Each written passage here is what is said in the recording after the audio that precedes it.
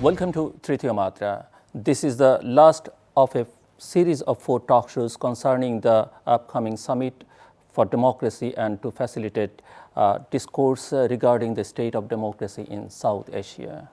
The first 3 shows focused on the 3 themes of the summit. The first show focused on the theme of defending against authoritarianism. The second show focused on advancing respect for human rights, and the third focused on fighting and addressing corruption. In today's show, we hope to take stock of the previous discussions and delve deeper into an analysis of the current state of democracy in South Asia. We hope to identify challenges faced by each country represented on the panel, opportunities that there are in supporting a democracy in the region, and the role that the private sector, civil society, think tanks, media, academia, and international organizations can play in the process of propagating democracy and rule of law in the region. To discuss these imperative issues, it is my pleasure to introduce our esteemed guests for today, Dr. Ali Riaz, non-resident senior fellow at the Atlantic Council and distinguished professor, Illinois State University, USA, Mr. Nishan, executive director, Verite Research, Sri Lanka, Akash Shrestha, Mr. Akash Shrestha, research manager, Samriddhi Foundation, Nepal, Dr. Vaqar Ahmed, joint executive director, Sustainable Development Policy Institute, Pakistan, and Ms. Aarya Nijat, program officer, Asian Pacific Center for International Private Enterprise, CIPE, USA. Dr. Riaz, Mr. Nishan, Dr. Akash, Dr. Vaqar, and Ms. Aarya, welcome to the show. My first question is for the 4 panelists from South Asia. What is your assessment of the state of democracy in the country that you represent and in the broader South Asia? What specific 2-3 challenges does democracy face in this region? We'll begin with Dr. Riaz and followed by Nishan, Dr. Vaqar, and then Akash. You have 2 minutes, Dr. Riaz. Thank you, Zalur. As you can understand, and as you have prefaced in your other programs as well, that the democracy situation in South Asia is absolutely not good. It has been experienced a major democratic backsliding. We have seen in case of the largest of the countries, India. But most importantly, I understand that you would like me to focus on Bangladesh. The Bangladesh situation that we know in a recent report published by IDEA, that is International Institute for Democracy and Electoral Assistance, Bangladesh has been described as an authoritarian. Freedom House has described it as partly free. Over the last 10 years, almost for a decade, definitely for the last 7 years, what we are witnessing is that institutions have become ineffective as a guardrail against authoritarianism. Increasingly, it is sliding towards, and as if I take ideas point, it has become an authoritarian government. The freedom of expression is restricted. Now, the point is, where do we go from here? And most importantly, the role that civil society can play. In any case, in any situation, authoritarian regimes tend to decimate the civil society, but there are scopes for the private sector, there are scopes for think tank and media. Despite restrictions, I think these organizations, these sectors to be precise, have significant role to play in pushing back. We haven't seen it yet, but I think that the think tanks and the media has to take a step. And particularly, I'm expecting that the civil society in general, with the cooperation of the private sector, will be able to make sure that the further sliding can be stopped and it can be reversed. What can be done with respect to the reversing the trend? The first and foremost is establishing the rights of the people for a free and fair election. That is, in case of Bangladesh, is absolutely necessary, and whatever steps needs to be done, needs to be done. Second is the media's independence needs to be restored. The pressure on media needs to be lifted, particularly Digital Security Act should go away. And the final point is establishing the right to assembly. That has been curtailed so much so that hardly any opposition could, in last 7 years, had a major demonstration in Bangladesh. So I will stop there, and I hope that these are the steps that will be taken or at least considered by the civil society, private sector, media, and others to reverse the course that we are witnessing of authoritarian sliding of Bangladesh. Thank you, Dr. Riaz. Mr. Nishan. Thank you, Zilur, for inviting me on this program. Great pleasure to be with you all. I think it's a very important question, and I will begin by highlighting two negative trends for democracy and end by talking about a positive aspect of democracy in South Asia also. I think what you see over time is that there is an increasing sense of disillusionment in Sri Lanka, and I think it reflects on South Asia as well, with democratic institutions being able to deliver on the aspirations that people have. This is mainly driven by the fact that we have structures of democracy in parliament, in judiciaries, in police, in even human rights commissions. But often the way in which these structures function don't actually live up to the hope that people have placed on them in terms of equality, in terms of dignity, in terms of agency, and in terms of honoring the values that these structures are meant to uphold. So briefly, I think that this is a deepening cycle of disillusionment and the tendency, I think, that Dr. Riaz pointed out towards authoritarianism or supporting authoritarian-like leaders can arise out of this kind of disillusionment with the way that promised institutions of democracy are delivering or not delivering. And I think that is a matter of concern that we need to look at carefully in South Asia. Secondly, I think what you also see is the increasing hegemonistic instrumentalization of polarization, social polarization for electoral competition. You see the Hindutva movements in India, you see the Sinhala Buddhist movements in Sri Lanka.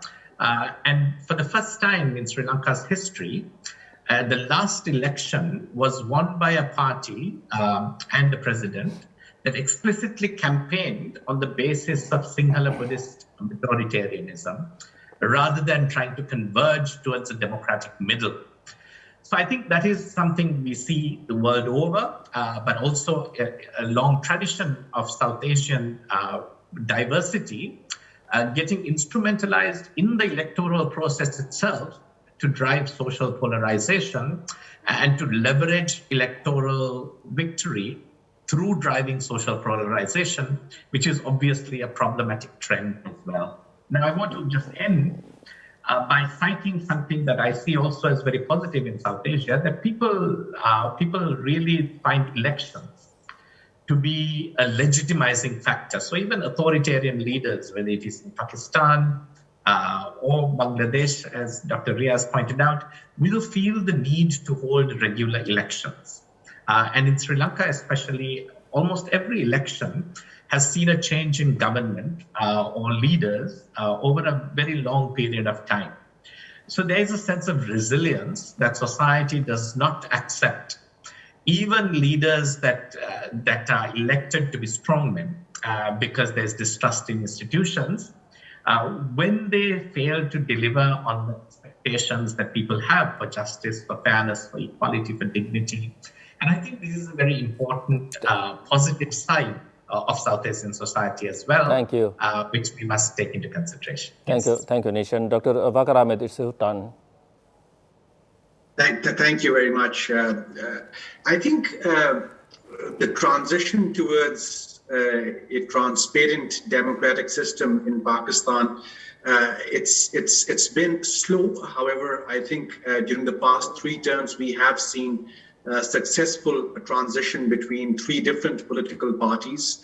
One of the problems that traditionally Pakistan used to face was with regards to civil-military relations, which under the current party seem to have been less of a concern, given that they do enjoy decent relations.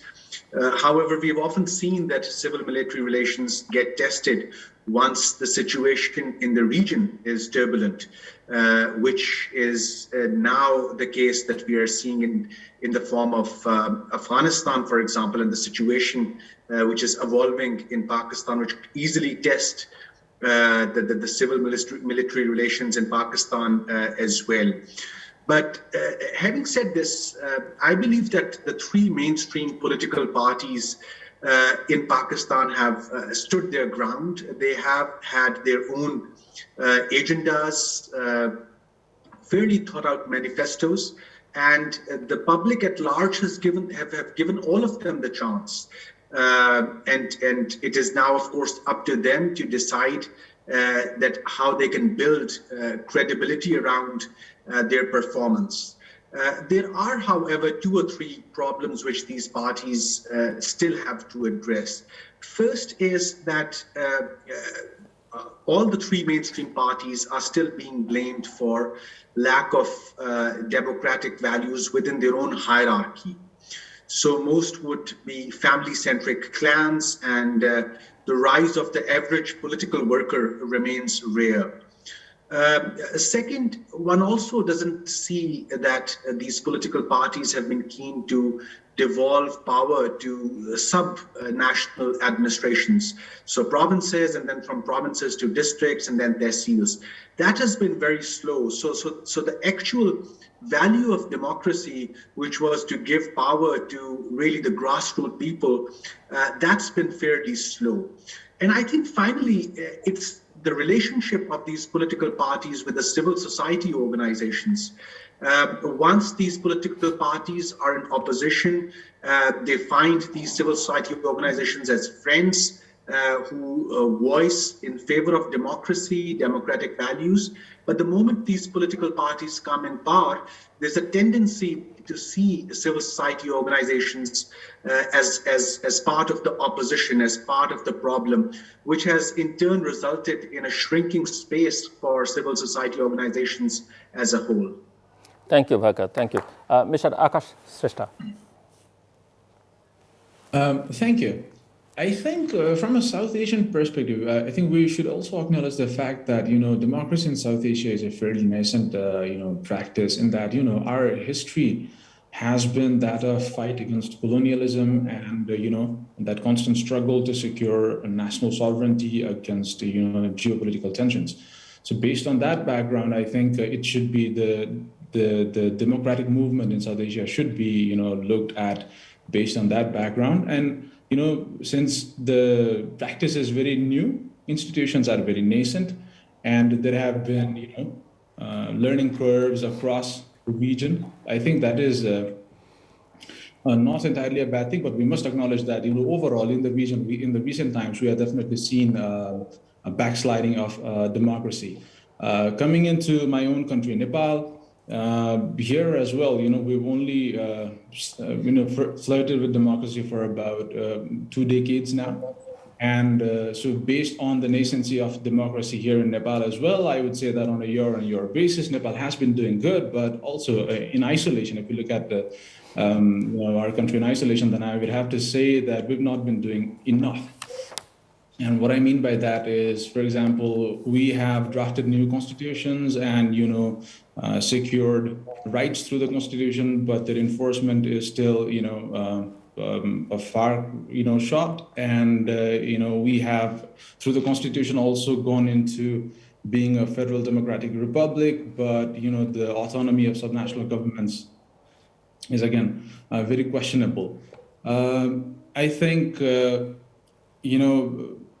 the entire branches of the government are currently in shambles. For example, the parliament, the session of the House was, it ended amidst, opposition from a singular party since the start of the House in September. And, against the backdrop of pandemic, people had a lot of expectations from the government about reforms that would help rebuild the economy, but the only major thing it could do was, pass an updated budget, and nothing else could be discussed. The executive has been on the news for all the wrong reasons, coming up with and repealing ordinances at whim, and at, in a way that suits the government or the particular political party in power. In judiciary too, I mean, recent days, the politicization of judiciary has been laid bare when, the news of the Chief Justice, bargaining with the government for key, portfolios in the government surfaced. The judiciary has been in a state of deadlock because of the confrontation between the judges and the Chief Justice. So, all in all branches of the government are in shambles, and, people are beginning to question, the notion of democracy. And I think that's very dangerous. Also, since we are a new federal democratic republic, whatever happens in the region affects us, and, the rise of authoritarianism or the polarization or the populism that is happening in around the region definitely affects us as well, especially the new institutions of ours that are yet to mature. Another maybe challenge to democracy in Nepal would be, or maybe in the region itself, could be, the entanglement between politics and bureaucracy. What I mean by that is, in the United States, regardless of, what new, president comes in, I mean, the functions of the bureaucracy does not, get affected. I mean, generally get affected to a very large extent. But here, with every change in government, with new incoming ministers, it directly affects public service delivery, and, the bureaucracy gets really entangled in the politics. And I think finally, another major challenge in the region itself is, the leadership and I think search for a young generation of leaders in politics. Thanks, Doc. Akash, Aarya Nijat, what's CIPE's approach to democracy assistance programs in this region, and given the challenges described by other panelists? Aarya. Thank you, Zulor, for your question and for having me. I would be happy to talk about CIPE's approach to program development, which I think makes an earnest attempt at responding to the kind of immense challenges that was just described by my co-panelists. And I would list a few elements to make it easy to remember. The first element of CIPE's program approach is having a long-term lens to program development and partnerships, which is basically informed by a humbling understanding that democratization is a lengthy, messy, adaptive process that's unique to each context. And it goes through stages, but not necessarily all in the direction of perfecting a system of democracy at a pace that's unique to that context. A second element of this approach is local ownership. And this too is informed by the above, but also by the importance of contextual dynamics of countries where CIPE operates. Basically, unless and until there's both need and demand for an idea, we do not make assumptions at CIPE about the potential benefits of intervening, no matter how driven and passionate we may feel here in Desi. So when it comes to CIPE's program, ideas have to originate in the field. A third element of this program development approach is being flexible and being open to outliers. And this is based on the understanding that we operate in an uncertain world, as was also reflected in the comments that my co-panelists made. And exactly the possibilities that we may be blinded to could become or define our next reality. So we try to remain flexible, open to course corrections, trying our best to not let administrative processes get in the way of better program implementation, and be okay with not knowing. But be open to learning. And that is the fourth element, CIPE's approach to learning. We have a specific department.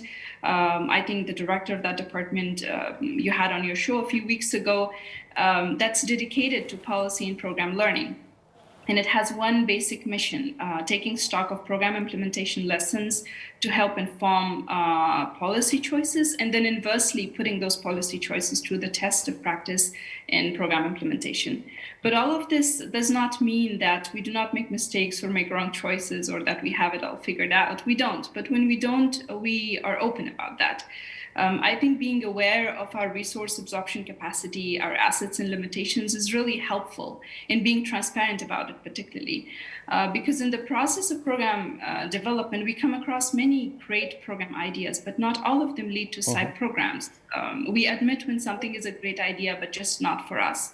So in a nutshell, we firmly stay away from promises that we cannot keep and words that we cannot stand by, all in the service of credibility.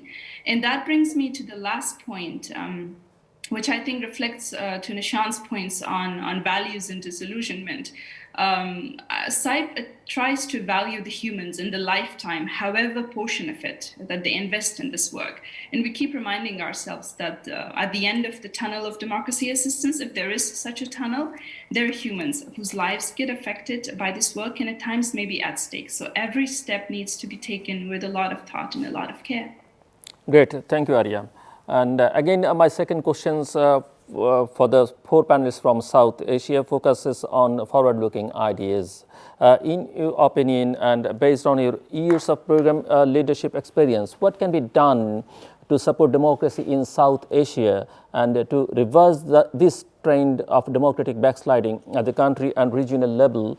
And what role can the private sector, civil society, think tanks and academia play in the process?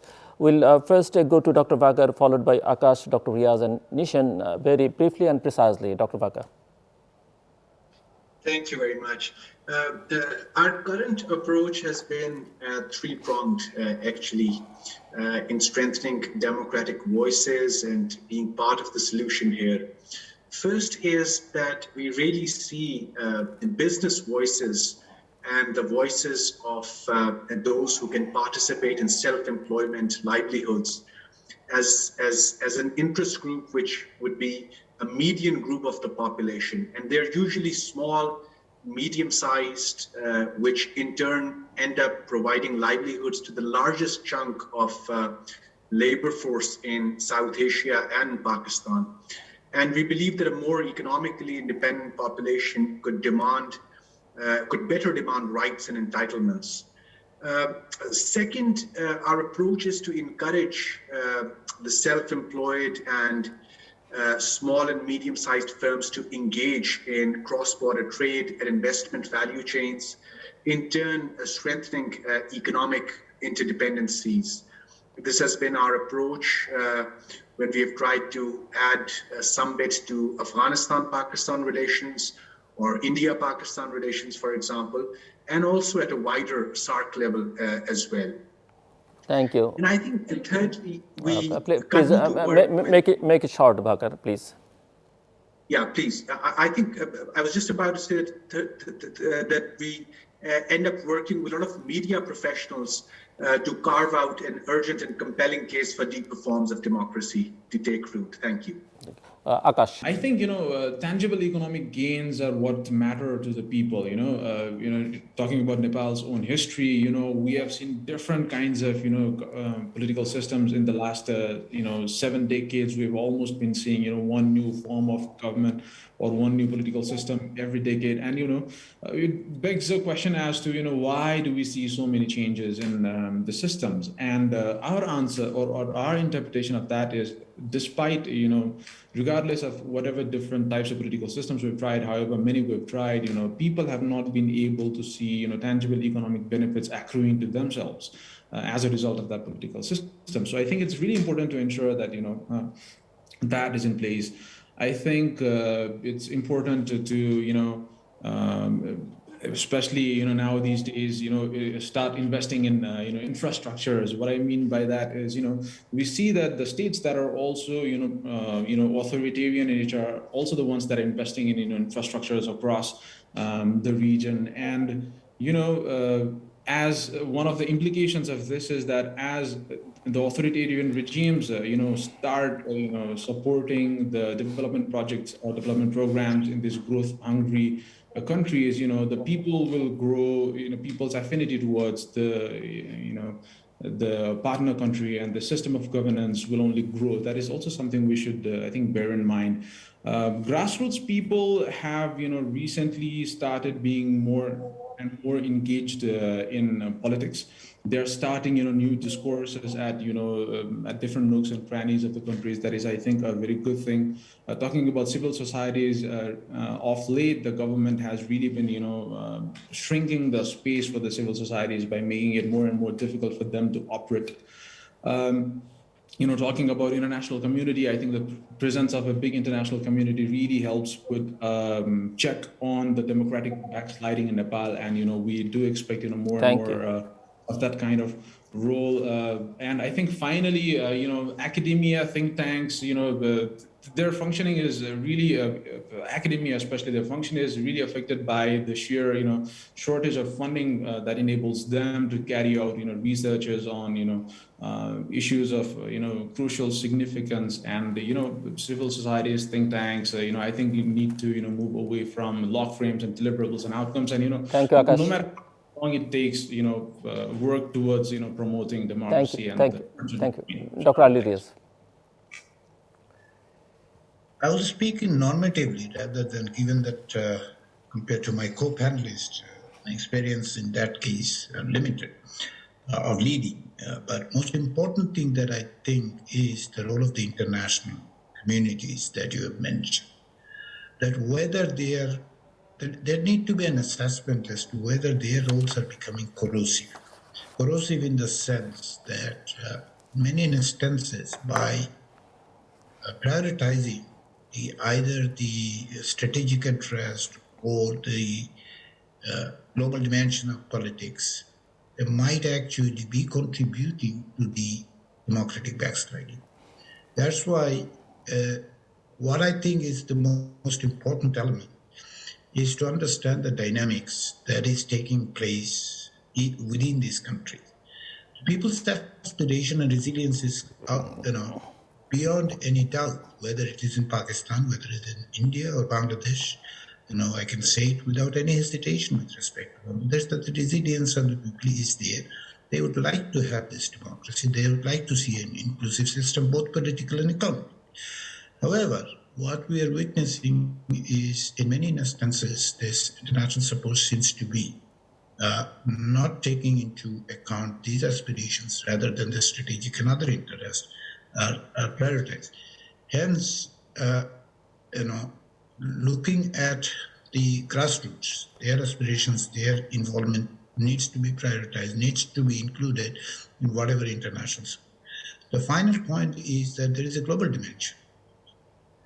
If you take the example of the previous democratization processes, each and every time that we have seen the large number of countries becoming democratic, say, for example, 1974 onwards, what we have seen is the standard bearer of democracy. Morally, ethically, and in terms of practice, there should be a global leadership. We are seeing the absence of that. In case of a region, India has failed and India is miserably failed. Previously, the countries used to look up to India, but India is not in that position. It is not in a position to lead this.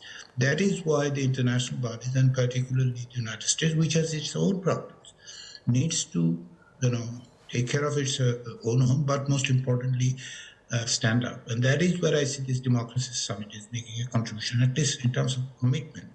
Those are the things that we see. And hence, going back to your question, what can be done? Most important thing to me is that each country in the region has its own problems, if I say it problems, each dynamics, and that needs to be, a cookie cutter solution is not going to work. It has to be tailored, very customized. Say, for example, in case of Bangladesh, the priority should be an inclusive election. How do you make sure? How do you make sure that the frivolous cases against the opposition is not stifling the entire opposition, which it has? Or for that matter, how do you put pressure on the government to reduce the stifling of the media, muzzling the media, or the basic fundamentals? Those are the things that needs to be in any conversation from international community and international bodies, including the United States, should be at the forefront. That's what is missing, seems to me. I'm not saying that is same with Nepal. The Nepal case is different. So that is what needs to be.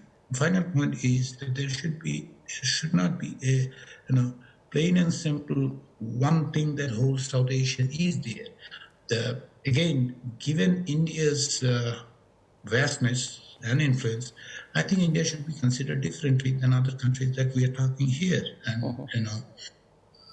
those are the things I expect from the international community, and particularly United States in the coming years after the Democracy Summit. Thank you. Nishan. Thank you, Sidhu. I think you asked what private sector, academics, civil society, and think tanks can do. I think with regard to the private sector, what Aarya said about patient investment is quite important. The temptation when you see democratic structures being undermined is for the private sector to engage in a kind of patronage-based, crony capitalism, as it were, to maximize the short-term success. But it obviously ends up undermining the longer-term profit and success for the sector, as the structures in which the private sector can succeed are undermining by backsliding aspects of democracy. So it's very important for the private sector to recognize how to think and invest and support even politicians for the longer term, rather than look at the short-term survival and success. And I think that's an important element that has to be brought in. For academia, I think it's important to reach more deeply into the culture of democracy in our own countries. The book Argumentative Indian by Amartya Sen about India, Nelson Mandela's biography tell us that all our cultures have deep-rooted instincts for democracy which are underappreciated, so that people begin to recognize democracy as internal to our societies rather than something that's borrowed from outside. For civil society and think tanks, I think that's a role that think tanks can play as well, but think tanks can also join with civil society, I think, in changing public conversation and public demand for what is important and what is wanted. Now, we say that democracy is government by conversation, but often we try to shore up democracy, not by changing the conversation, but by acting at an elite level to change laws or create institutions. I think laws and institutions that are not held up by public support and public conversation tend not to work very well. So the most important thing is to invest in shaping and changing the public conversation, I think, and that would really help to shore up democracy in our country. Thank you, Nishan. Aarya, given that you were based at the CIPE headquartered in Washington, D.C., do you observe enthusiasm for supporting democracy in South Asia? How international organizations like CIPE adjusting to the shifting policy dynamics on supporting democracy in the context of recent developments in Afghanistan and the increased emphasis on countering China? Thank you, Zalor, for that question. I think it has a lot packed in it, but here's what I can say. First of all, I can only speak for CIPE. And as I mentioned, our long-term lens to partnership development ensures that CIPE remains committed to our partners. But since you asked for my observation, I do not sense a drop in enthusiasm for democracy work in any region, including in South Asia. If anything, as far as South Asia is concerned, at least in the past 2 to 3 years, I've noticed an increased interest in smaller South Asian countries, in addition to the usual suspects of India and Pakistan. No offense, Dr. Vaqar. CIPE has had programs across South Asia for many years, but it's quite recent that several GC-based think tanks have begun having regular briefs developed about all countries in South Asia. And to me, that's all indications of increased interest in wanting to learn more about the smaller South Asian countries' preferences and priorities, gather information and share it. And on the second part of your question, I think there's another way of looking at sources of inspiration or anchors of interest in South Asian democracy elsewhere. And I think Nishan alluded to that as well. And that has to do with the dynamic that defines the relation between indigenous aspirations for democracy and external support for it. I noticed in the framing of your question that you used the word support, and I'm glad you chose so because this word in itself carries the definition of the role of international organizations. It indicates a subordinate and secondary role.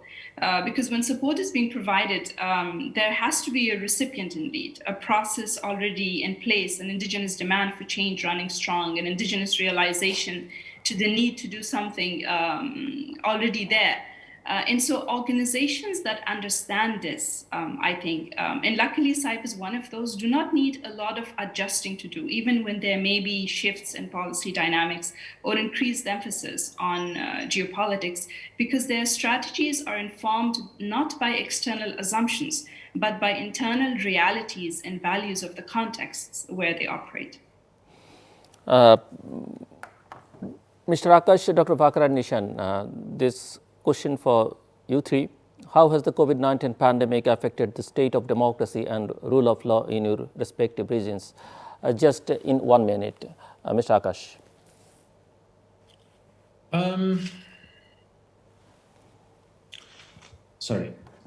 So I think, in the pretext of the pandemic, the governments, resorted to, curtailing, people's freedom of expression, freedom of movement, and, the governments basically used the pandemic as a scapegoat for, not being able to respond to the popular aspirations and, lack of accountability.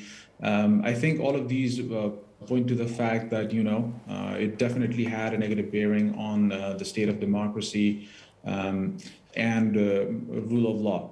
I think, having said that, what validates the significance of federalism in Nepal is that, subnational governments were very proactive. They had limited capacities, but whatever, humble, quarantine facilities they could, build, procurement of medical and non-medical supplies. Thank you, Akash. They did all those good things. I'll stop you. Yeah, sure. Please, Dr. Vaqar. Yes, thank you. I think Pakistan was relatively lucky in terms of the instance of COVID. It was able to come out of the impact, socioeconomic impact, which was earlier anticipated. It was able to sort of stay safe from it. But yes, I'll agree with Akash that here as well, the government was able to use COVID to really look away from many of those painful or urgent reforms which were needed, structural reforms in the economic space which were needed. They were able to put it on the back burner. But this was rather short-lived because now the government understands that there's strong global inflation hitting the balance of payment, and their ability to really manage the economy amid external economic pressures will be tested. Nishan. I think, first of all, it created what you call a wartime license, where the government had the license to act as it was acting in times of war, to suspend normal rules, normal checks and balances on the use of power, to roll out the military, to undermine the bureaucracy, and also to function outside the rule of law. I won't go into detail, but it was quite startling how that was possible, and people accepted it because it was effectively a state of emergency. And at the same time, citizens felt they can't complain because the government is fighting a very tough battle, as it were. And the idea of rallying around the flag at times of war, the citizens' silence and support for whatever the government does. And I think both of these undermined, in a way, a democratic values as well as democratic practices in the country during the time of COVID-19. Thank you, Nishan. Dr. Riaz, how effective have multilateral associations such as ASEAN, SAARC, and the BIMSTEC been in aiding the cause of promoting democracy among member nations? Do you think there is more opportunity for organizations such as these to work to counter democratic backsliding? These organizations that you have mentioned, ASEAN, BIMSTEC, or for that matter, SAARC. SAARC, I think, is a moribund organization. It might have actually died. We didn't know. Possibly we should write the obituary as soon as practically possible, because it hasn't achieved anything. I know it's a very harsh indictment of SARC. BIMSTEC and ASEAN has not been lived up to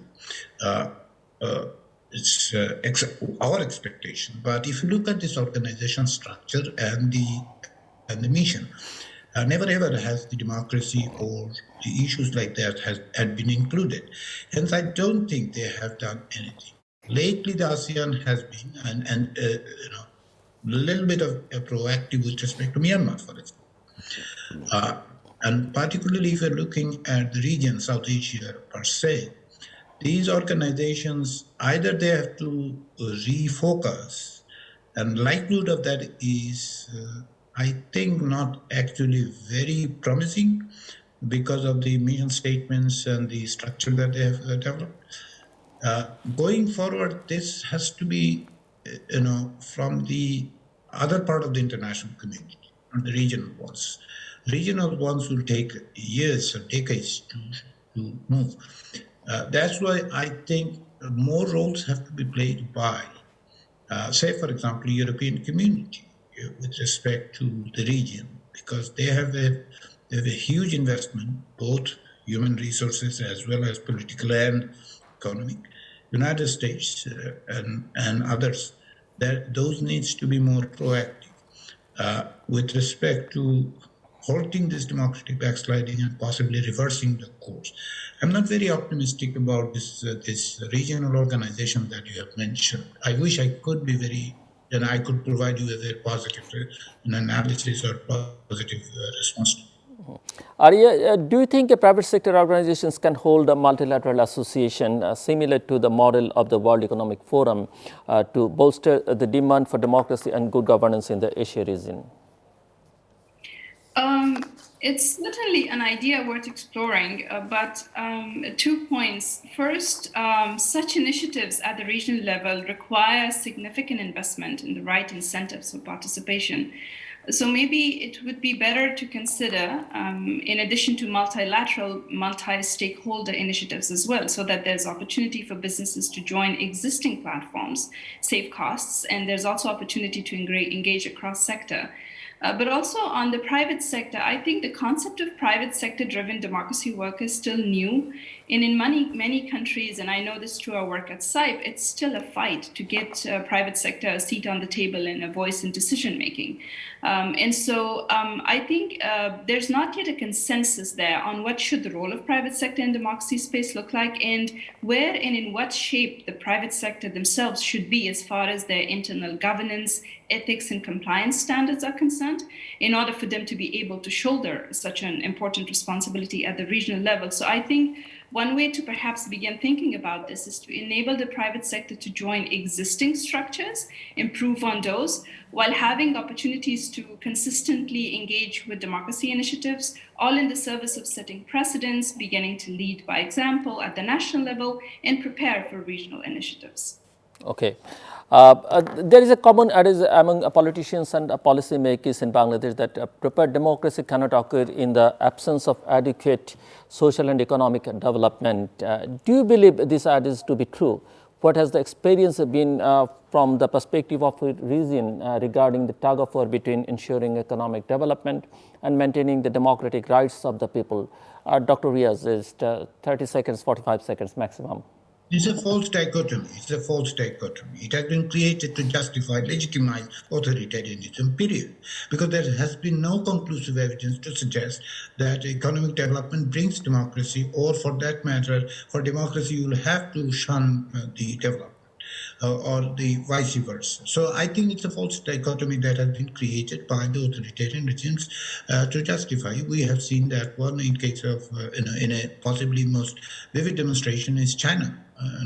But more importantly, this kind of conversation takes away, shifts the focus from what is needed. And without an inclusive, accountable system, even the development, quote-unquote development, mostly infrastructure development, remains weak and fragile. So I think this is created as a false dichotomy. There is no need for having this kind of conversation that practically legitimize the actions by those who are opposed to inclusive system. Hence, I'm very, I understand that in academic debate we can, but at the policy-making circuit, this should be completely ignored because this is not what is going to achieve anything whatsoever. Akash, in 30 seconds. Well, I mean, to be very honest, after hearing, Dr. Riaz, I don't have, much to add on that. I think I totally, second this. Thank you so much. So kind of you. Dr. Vaqar. Yes, I think I agree with Dr. Riaz, but just one footnote that more than economic development, I think it would be the rule of law and minimum standards of rule of law, which can really allow the marginalized voices to participate in democratic processes. Nishan. I think this is said in relation, Zilur, to thinking that the poor vote on the basis of patronage politics, because you can basically, that food is the most important thing for the poor, not democratic structures or governance. But it misunderstands two very important things. One, that the best way to solve the problems of the poor, it turns out, is actually by allowing democratic processes to work better. That is what Amartya Sen's book and thesis on famine, for which he won the Nobel Prize, demonstrates that in democracies we don't have famine. And democracy is the antidote to the problems of poor in a very seriously understood way. And second, it misunderstands the way in which capitalists, or what we call crony capitalism, can actually become a form of subverting democracy, that wealth and riches don't make people committed to democracy. It can make them committed to controlling your politicians as well. Aarya, by what process can private sector initiatives safeguard from democratic backsliding while still ensuring that economic growth and development is not hampered? In the interest of time, I'll be very Zalor. I think, as I mentioned, private sector has to do some work on its internal governance and on its internal ethics and compliance standards in order to lead by example. Just to be brief, I think a priority for the private sector should be strengthening its ethics, compliance standards and internal governance to be inclusive and democratic, to set example, and then try and lead in this field. Okay. And we are almost at the end of the program. So my last question is for all the panelists. What are your expectations and hopes from the upcoming summit for democracy, and what role can external actors, other countries or international organizations play in supporting democracy in South Asia? We'll begin with Akash and then go to Dr. Riaz, Dr. Vaqar, Nishan, and last we'll hear from Aarya. Mr. Akash, very briefly and precisely, maximum 45 seconds. Okay, then I'll only make one point. I think, ideas are really important, whether they be in support of democracy or, anti-democratic sentiment carrying type. And, as defenders of democracy and freedom of expression, we should, acknowledge the fact that the only way to, counter that is through more, stronger, and good speech. And this is definitely somewhere where, the leaders of the world can come together, should come together. And I think, that's one of the expectations. Dr. Ali Riaz. My expectation with respect to this democracy summit is that participants, particularly who has influence over the global politics and institutions, make a very clear commitment that their talks and their actions would be aligned instead, both at home and externally, particularly when it comes down to the economic policies that should not simply bypass the commitment to democracy, because economy matters, but at the same time, it is absolutely necessary to be on the path to democracy and supporting democracy. I hope that alignment would be there and the commitment would continue. That's what I expect from the democracy summit. Dr. Vaqar. Yes, thank you. I think where South Asia stands today, it really needs to be more active at the global governance forums. And it has relevance for whatever is being discussed in G8, G20, who in turn also need to be responsive to this region's needs. And I think when it comes to global development community, they really need to invest more in the indigenous thought community. We have seen in the past that the funding from the north to local think tanks has been on a decline since the last decade. And we would really like to see local think tanks from the south connect with media outfits in the north who can amplify voices and messages of the marginalized. Thanks. Nishan. Thank you, Zilur. I think, there's a very important global problem to be solved for democracy, and it relates to the media. Because the toxic politics that is emerging in South Asia, elsewhere in the world, that is undermining democracy, is also supported by the toxicity of the public conversation, which comes out of the way in which modern media is functioning, to polarize societies, to take forward, hate speech, to undermine the need for listening, which is so vital for a public conversation to be democratic. And I think these are a global problem that requires some deep deliberation. We have large corporations that now control the conversation of society, the global society, in a very significant way. It is not democratized. But we also have, the traditional trusted media no longer functioning with the ability to gain the trust of people, and therefore creating mass confusion with regard to what is true, what is happening. And I think if we don't pay attention to solving this problem of the media in the modern world, which is significantly transformed itself from the time in which it was seen as the fourth estate of democracy, then democracy is in trouble not only in South Asia, but all over the world. Aarya. Just 2 points. I think it would be interesting to watch the commitments to action that will be made this December, because this is the first of the 2 summits. And second, I hope that this collective reflection will lead to a set of SMART goals, concrete and specific in nature, as opposed to general policy statements. So those would be my 2 main expectations. Indeed, this was a fascinating discussion. Thank you so much, Dr. Ali Riaz, Mr. Nishan Dimel, Mr. Akash Shrestha, Dr. Vaqar Ahmed, and Ms. Aarya Nijat. Thank you for being with us. Dear viewers, this marks the end of our 4-part of special program. President Biden will host a virtual summit for leaders from government, public society, and the private sector on December 9 and 10, 2021.